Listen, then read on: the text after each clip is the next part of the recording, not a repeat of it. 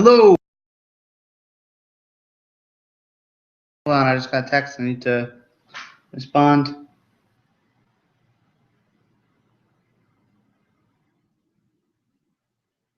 There we go. Okay. So, when last we left off, I got a phone call. It was my mom. I'm having dinner with my sister. It's going to be fun. I enjoy that. This isn't sarcasm at all. And I know it sounds kind of sarcastic because I'm kind of rushing. But no, it's not sarcasm at all. I'm going to have dinner with my sister and her husband and her friends who are getting married. Going to a wedding next week. That'll be fun. We'll have to change the time for the episode, but whatever, doesn't matter. It's fine. Speaking of stuff, Pokemon Go came out. Pokemon Go is fun. I caught 7 Pokemon yesterday inside my own home. Oh, sweet, burritos. Trying burritos. I'm super excited. Anyway, I figured out what the Defense Force was going to do, and I did that thing that I meant to do. I went and copied turn 8 and put it into every faction, so now I don't have to do that later. So, without further ado, I've decided to do the repair asset / faction action. That's a cool way of saying it. Because, oh snap, they can heal themselves too. How do they heal themselves? I forgot about that.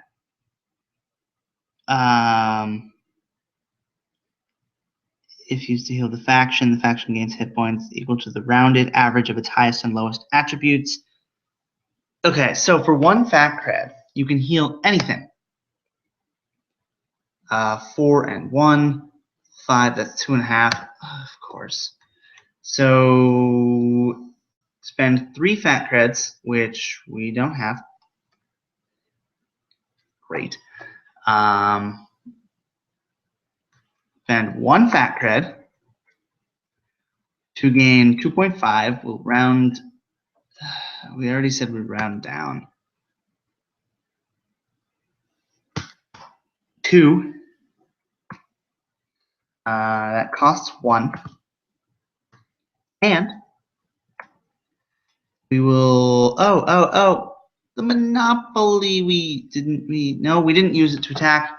We steal credit from these guys, giving us 2. Then we spend those 2 to heal the rest. And because we round and stuff, I'm just going to put it at 15, and I don't care.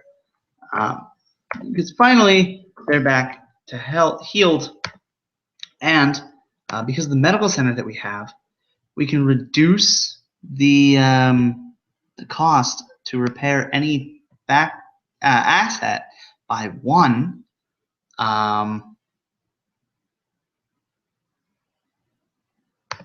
If they're military unit or special forces. And guess what is that?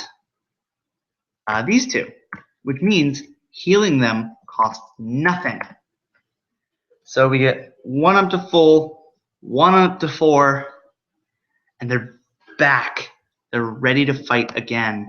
And we just write that down. Healed some units. Elite has 1 L.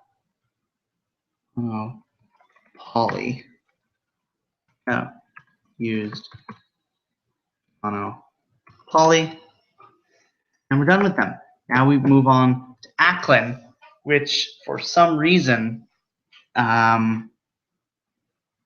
just has not been doing well. I think they've invaded twice. Yeah, Strike Fleet gets wrecked. And then they purchased a new Strike Fleet, which got wrecked. They've invaded twice in the past couple months, which I think is hilarious. I don't think they've actually been getting the money from their scavenger thing, but whatever. Or maybe they have. That's why they have so much money. But I wrote down that they wanted to buy something. Psychic Assassins. What's the asset they currently have? Covert shipping. Abso-freaking-lutely. we're going to buy some Psychic Assassins because Psychic Assassins are awesome. Now, hopefully we already have some. We don't. Okay, so we'll look up Psychic Assassins here. Oh, wait. ES assets. Great. Okay, so we'll just have to take the Psychic Assassins from here.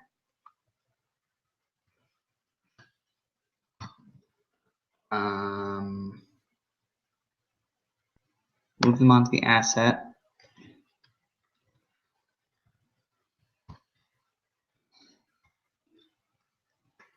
Psychic Assassins have any special abilities? Nope. So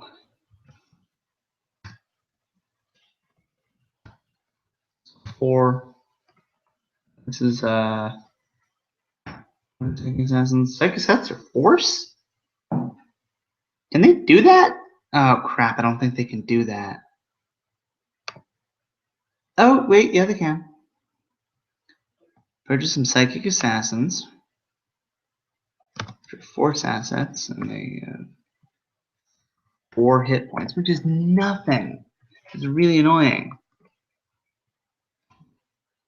Tartari Aklin, or Aklin Tartari.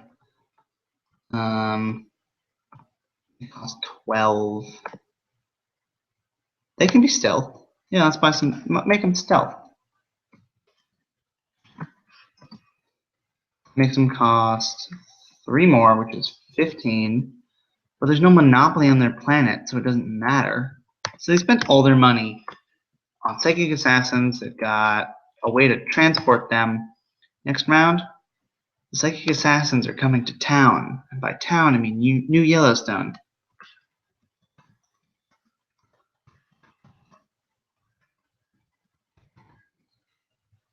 Nice, Will Psychic. Okay, so Aklin and those 3 can go away. They won't become useful or relevant again by any means anytime soon. We now go to the neo-feminist movement, which, oh wait, the neo-feminist movement, which so far just has a covert transit net, some marketers, and a butt ton of gen slaves. It is really weird. There's a strike fleet on Pellis Sol, and also some cyber ninjas and commodities brokers on Varga. So we're going to attack them. Well, they could go on the defensive.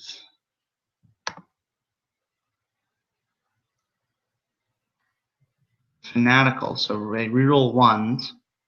The eugenics cult. They can probably take the bombardment and then replenish their slaves. Oh man. I am so weirded out and fascinated by the neo-feminist movement. I know I created them, but they're just so weird. Wait, hold on. You guys can see this, right? Yeah. They're so weird. Whoops. I don't know if you've seen the last 3 episode arc, but they have some weird stuff. I mean, you better have seen the last 3 episode arc. Otherwise, why are you watching this? Because that's half the show so far.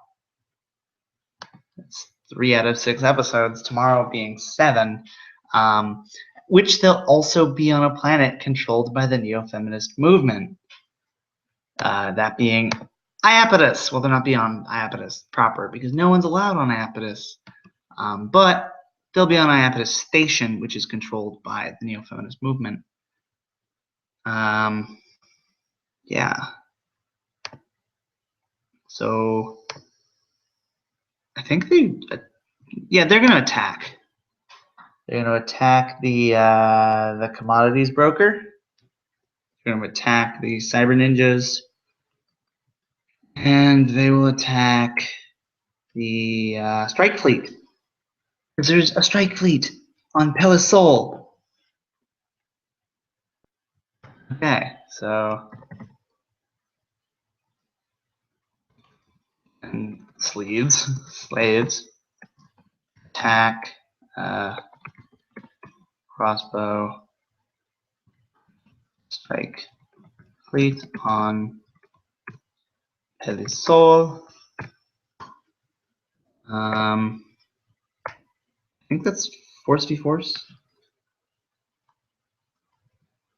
Force v force against a force-based faction. Neo-feminism is a 3 versus their 6. They're not going to do that well. So that's a 12 versus 12. Holy crap! So they each damage each other. The Strike Fleet does 1d8, 5, and the Gen Slaves do 1d6. Whoops. 4. Okay. So that puts it at 3 and puts Pelisolian Gen Slaves at 1. I think they did 5 damage. Which is completely inconsequential because there's 2 more sets. And I think they're going to press their luck and do a second attack. Because it's not like anything bad's going to happen. Holy crap. Holy crap! Alright, so 4 damage to the Gen Slaves and 2 damage to the ship. Wow, they are holding on.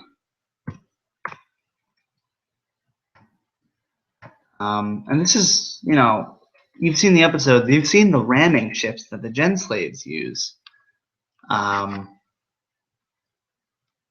Yeah. They're going to do it again. 5 plus 3 is 8. They get beaten up. 6 damage to one of the slaves.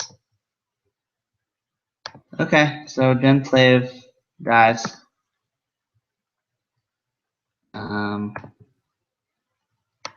Yeah, the Gen Slave ship just dies. Now, over here, the Covert Transit Net and the Engineered Slaves here to attack on their planet. I think we'll attack the Cyber Ninjas first, the Perimeter Agency, because they're going to die if they get hit, and they can't defend. Holy crap! Yeah, no problem. Who is the defender again? Perimeter Agency, force of 1, so it's 3 versus 1. So they actually have the advantage. So 11 versus 2. I don't think the Perimeter Agency has anything. No, it does not. Why did I give them peaceable? Oh, right, yeah. Because I thought it would take longer to get there.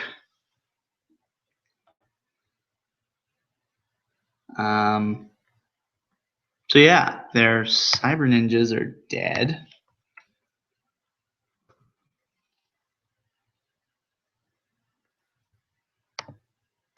And now the commodities brokers, there's 2 more ships of engineered slaves to attack the commodities brokers. I should probably write this stuff down.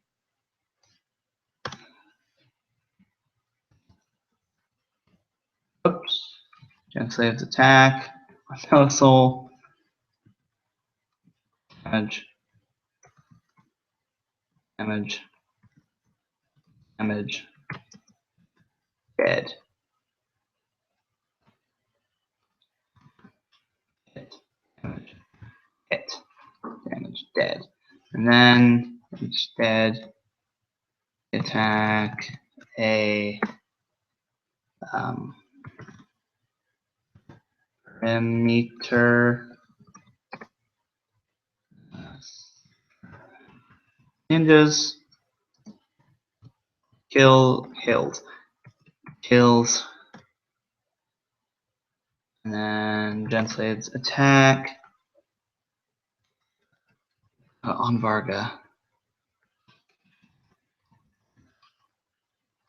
Attack.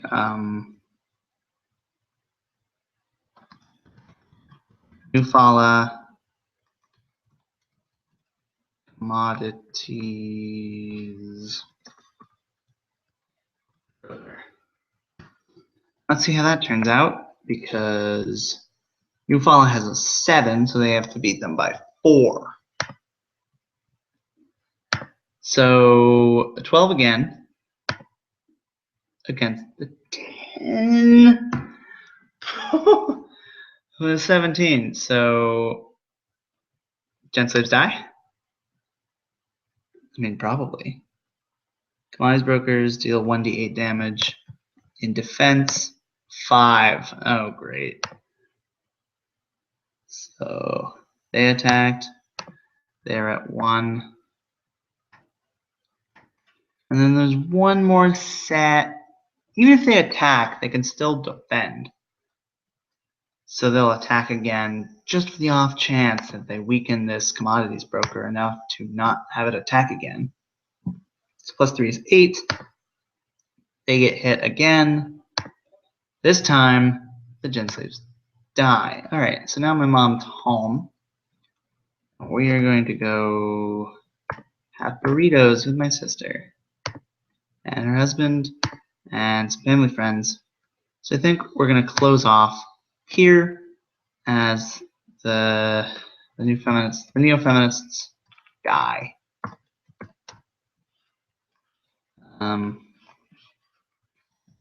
It's damaged.